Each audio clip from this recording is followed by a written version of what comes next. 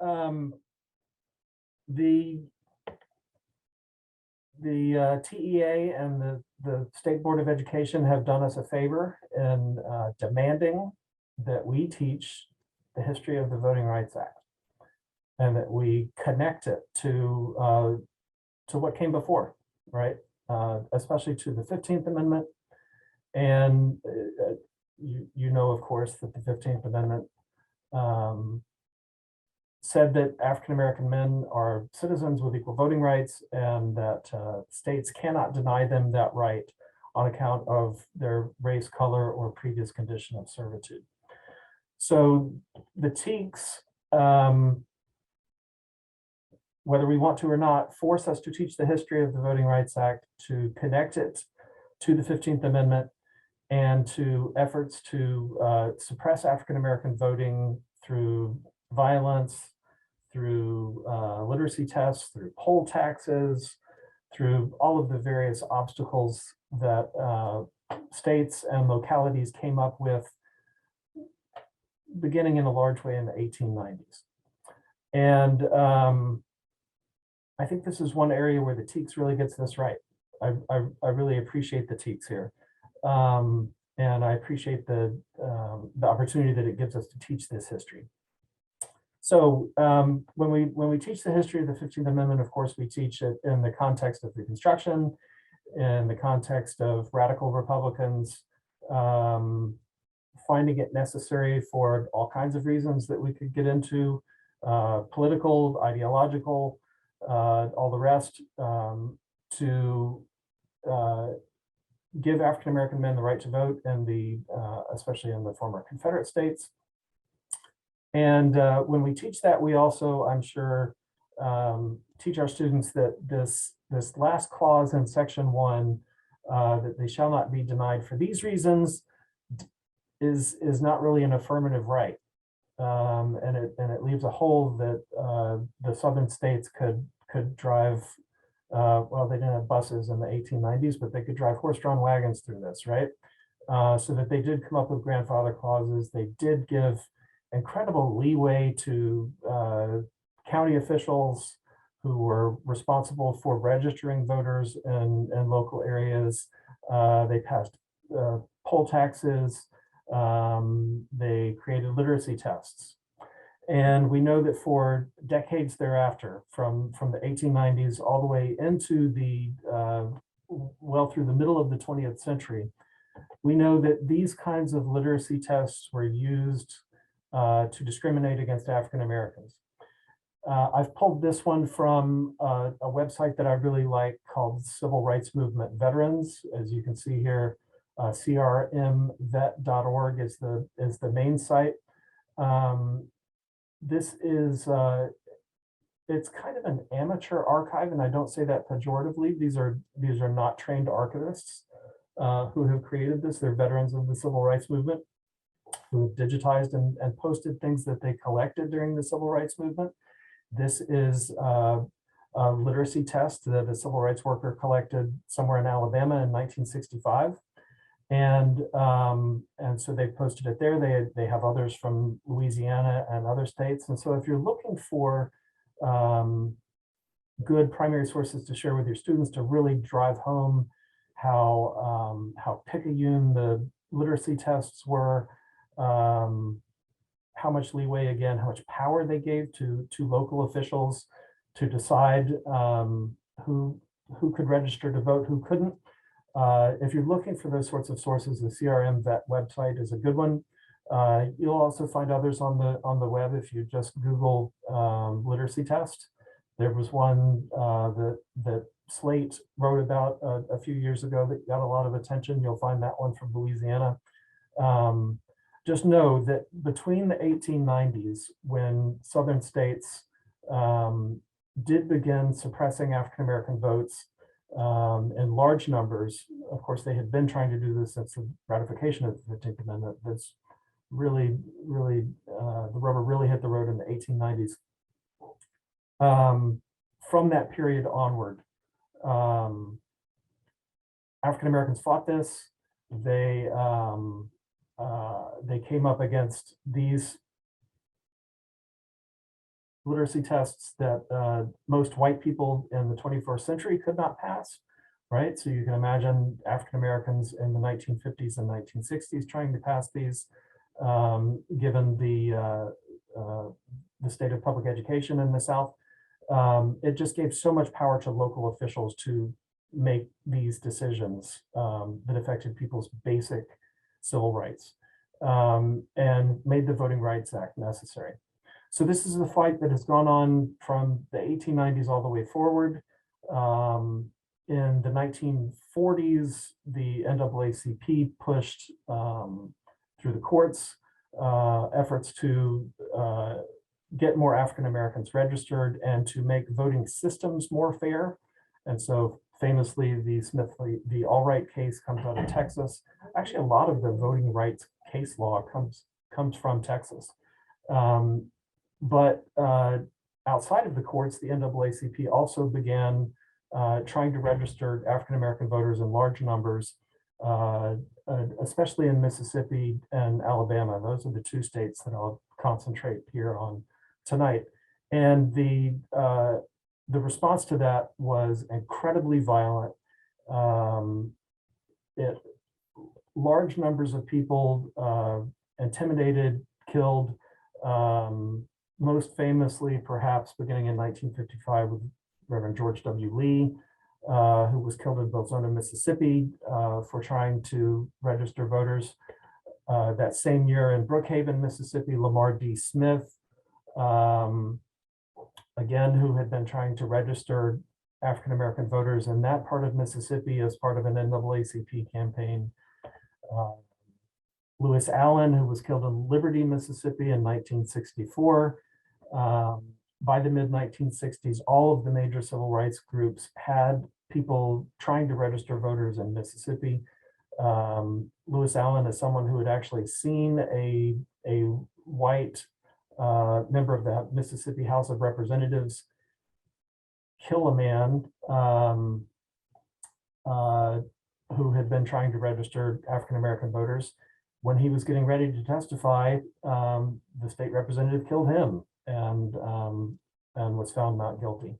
The previous year, Medgar Evers, the NAACP leader who had been involved in all kinds of civil rights campaigns in Mississippi, but especially trying to register African American voters, was killed at his home in Jackson.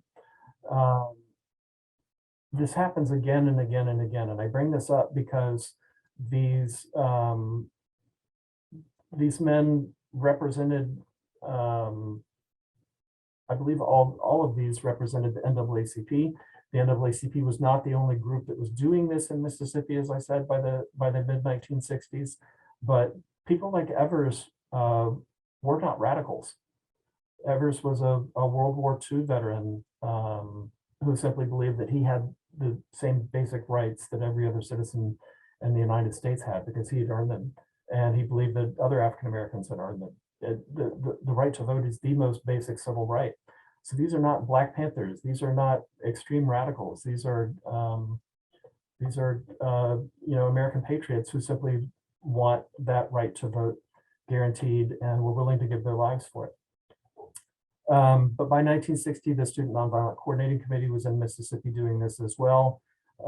They had led big campaigns beginning in 1962 and then continuing into 1964 with the Freedom Summer Project.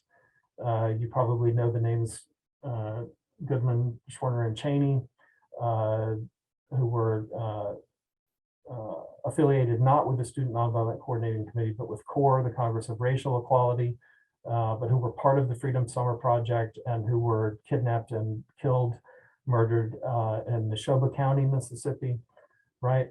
All of these, beginning with the 1950s, but especially by the point that Evers is really assassinated, and then certainly by the point of the 1964 Freedom Summer, this is becoming a national issue that the civil rights groups have forced the rest of the country to pay attention to.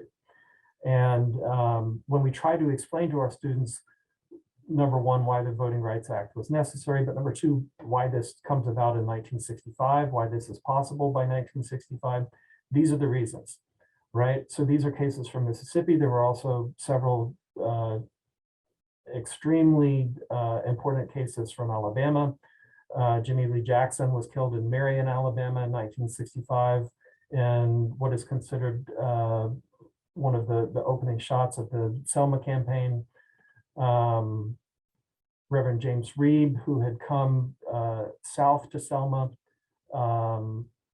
because the Southern Christian Leadership Conference and the Student Nonviolent Coordinating Committee had asked people to come to Selma and help them with this massive voter registration campaign. He's killed in 1965. Viola Liozzo, who is a housewife from Detroit, who was simply moved by what people were doing in Selma, organizing for the right to vote, and who went to help. She basically drove a carpool for people who needed it on the Selma to Montgomery march. She's killed by Klansmen on that march. Jonathan Daniels, a seminary student, is killed in Lowndes County, connected to that march for voting rights. So the momentum that's growing for this in 1964 and 1965 is really turning and really coming to a head. And the winter and early spring of 1965, you probably recognize some of these scenes from the actual there are two aborted marches and then one march from Selma to Montgomery. Famously, John Lewis, who you see in the trench coat on the upper right here, who's being beaten by an Alabama state policeman, is turned back at the Edmund Pettus Bridge, beaten horribly. Those scenes are broadcast around the country. One of the major networks actually interrupted a showing of the documentary Judgment at Nuremberg to show scenes of what happened at the Edmund Pettus Bridge that day.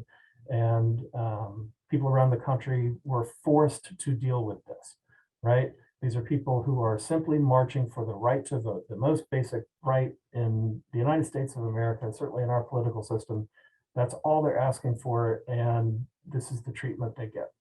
So Americans around the country are forced to reckon with this. And I just want to point out a couple of things for people who are interested in some of these photographs. I'm going to escape from this so that I can use my pointer. You all know John Lewis, the leader of the Student Nonviolent Coordinating Committee at that point, the chairman, who later became a congressman from Atlanta, who died last year or the year before. Students really are engaged with Lewis when they learn about him because he's so young at this point. He's 21 years old, I think, at this point. So he's a very engaging figure whom they can really relate to. Some of the other figures you might recognize in these march pictures, Dr. King, of course, leading one of the marches. I believe this is from Selma to Montgomery proper. James Foreman from Student Nonviolent Coordinating Committee, Andrew Young from the SCLC. You might notice over here James Farmer, who is the leader of the Congress of Racial Equality at this point, who's also from Marshall, Texas. So if you have ever used the Great Debaters in your classroom, the story about the Wiley College debate team, James Farmer is actually the wonderkind, the child prodigy, who's a part of that debate team. And so he grows up to become a civil rights leader.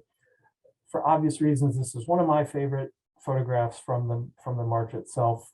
United States historians who have heeded the call from Dr. King to come and lend their gravitas. We all know that United States historians have great gravitas in American society. You might recognize John Hope Franklin. And I was amazed to discover just a couple of years ago, my undergraduate mentor, William E. Leuchtenberg, who is probably the leading historian of the United States New Deal, and Franklin D. Roosevelt. They're on the Civil Rights March, and they have helpfully identified themselves as a United States historian, so that United States historians of a generation or two later can find them there. So all of this is happening in March 1965. It's focusing national attention on this need. The Civil Rights Act has already been passed, which gets rid of segregated accommodations, public accommodations, but it has not solved the problem of voting rights. And so all of this massive demonstration in the streets is necessary to build pressure on people like Lyndon Johnson and the United States Congress. So in March of 1965, Johnson uses all of his political capital that he has inherited from President Kennedy and that he's developed himself, and all of his expertise in getting bills through the United States Senate that he's developed over decades. He puts that all on the line by calling on Congress to pass the Voting Rights Act. Well, number one, to write a really strong Voting Rights Act and to pass it into law. I want to play just a short clip from that speech that he gives to the, let me do this. From the speech that he gives to that joint session of Congress. I think I'm going to have to go to YouTube to do it. I am, but that's no problem. All right, I hope everyone can. The command of the Constitution is plain. There is no moral issue. It is wrong, deadly wrong, to deny any of your fellow Americans the right to vote in this country.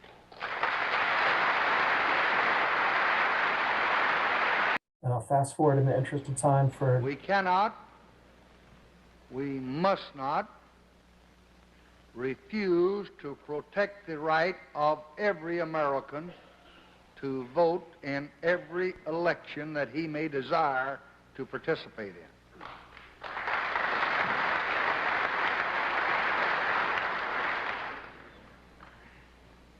And we ought not, and we cannot, and we must not wait another 8 months before we get a bill.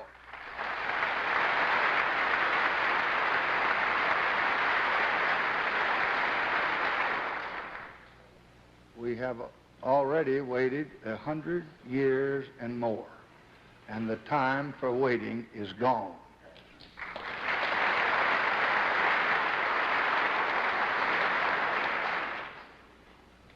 So I ask you to join me in working long hours, nights, and weekends if necessary, to pass this bill. And I don't make that request lightly. Far from the window where I sit with the problems of our country, I recognize that from outside this chamber is the outraged conscience of a nation, the grave concern of many nations, and the harsh judgment of history on our acts. But even if we pass this bill, the battle will not be over. What happened in Selma is part of a far larger movement which reaches into every section and state of America. It is the effort of American Negroes to secure for themselves the full blessings of American life. Their cause must be our cause too, because it's not just Negroes, but really it's all of us who must overcome the crippling legacy of bigotry and injustice. And we shall overcome.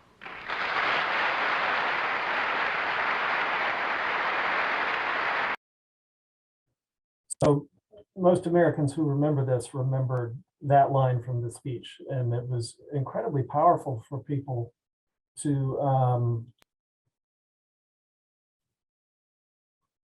let me do this.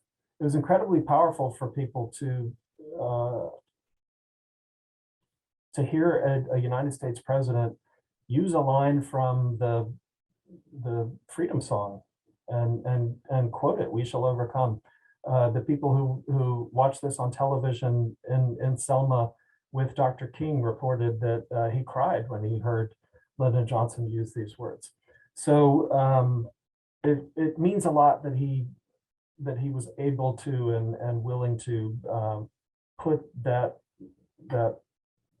everything that he brought to the presidency on the line for the cause of equal voting rights. So we'll get into the text of the Voting Rights Act in a few minutes, but I just want to point out that the way it's constructed, it has in Section 4, it has a calculation of where federal registrars will be sent into southern states, what communities they'll be sent into to register voters, because again, the local registrars have been discriminating against African-American would-be voter registrants. So it's going to send in federal employees to register voters in local areas. So Section 4 has the calculation that determines what communities will get those federal registrars. Section 5 has a condition that those communities have to pre-clear any change they make to their voting rules, the local laws or state laws, and their voting systems, which is very important. And so Section 5 is an important mechanism for executing Section 4. When this is passed, Section 5 is set to expire in 5 years, but it passes with overwhelming support. Over the next several years, and federal registrars do go into the southern states and register hundreds of thousands of would-be voters. Over the next 4 years, the United States Supreme Court hears multiple cases, and in each one, it finds that the Voting Rights Act is constitutional. So we're good there. In 1970, it comes up for renewal, no problem. It's extended for another 5 years. I believe it was in 1970 that communities in New York and California that had been shown to discriminate against Spanish speakers were added to the communities that the Voting Rights Act affected. In 1975, new protections for new language minorities were added when Congress renewed the Voting Rights Act. Texas was added to the communities that were affected by the Voting Rights Act as well. Section 5 is extended again. In 1982, it's renewed again. This time, the calculation that is used to determine which communities are covered, that's extended for another 25 years. And in 2006, it's extended again for another 25 years. And the vote here is 98-0 in the Senate.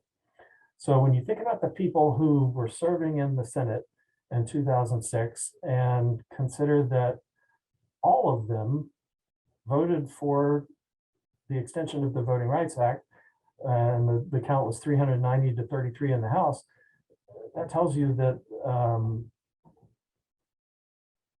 in a way that I can't even imagine us coming to consensus on an issue like this. The country had come to a consensus that this was necessary, that it worked, that the calculation used in Section 4 was still the way to go. They still liked the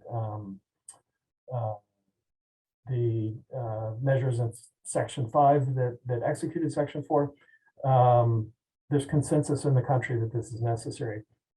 The Supreme Court disagreed in a 5-4 vote in 2013, and we'll look at this decision as well when we take a look at our primary source documents. Immediately after the Supreme Court issued its decision, the state of Texas started enforcing its voter ID law that had been on the books but had been caught up in court. So all of these have Texas connections that we can turn to. The effects are monumental for Southern politics, for national politics, for the expression of basic civil rights in the country. These numbers are a bit old at this point. I should update these graphics, but you can see that in state after state, the percentages of African Americans who register to vote and then vote skyrocket. You can see that the number of African American elected officials throughout the country skyrocket, and the bill has its intended effect. It works, right? It has exactly its intended effect. So I think I'm going to leave it there.